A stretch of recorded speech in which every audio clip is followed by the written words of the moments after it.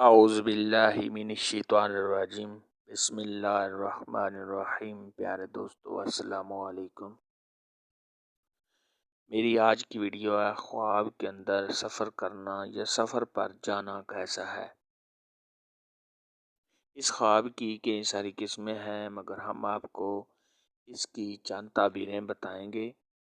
Video شروع کرنے سے پہلے میری آپ سے چھوٹی سی گزارش ہے کہ میرے چینل کو سبسکرائب کر لیں تاکہ آنے والی ہر نیو ویڈیو آپ تک آسانی سے پہنچ سکے اور آپ اپنے خواب کی تعبیر آسانی سے جان سکیں۔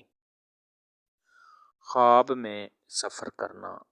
حضرت امام ابن سیرین رحمۃ اللہ علیہ کا فرمان ہے کہ اگر کوئی صاحب خواب دیکھے کہ اس نے خواب میں سفر کیا ہے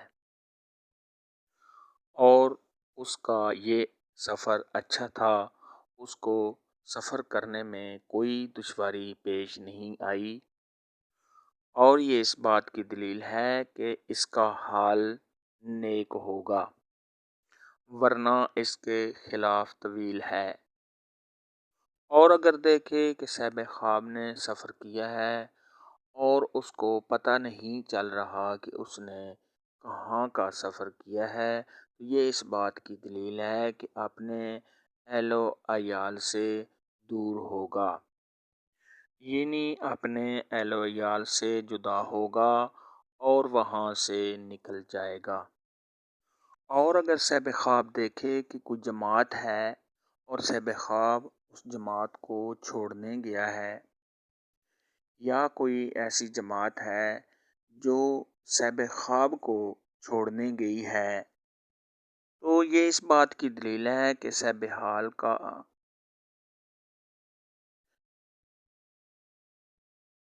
خواب کچھ مدت تک اسی حال میں رہے گا اور اس کے بعد اس کے حالات اچھے ہوں گے۔ حضرت امام جعفر صادق رحمۃ اللہ علیہ کا ارشاد ہے، اگر کوئی صاحب خواب دیکھے کہ اس کے پاس نیا دسترخوان ہے یا اس نے نیا دسترخوان خریدا ہے،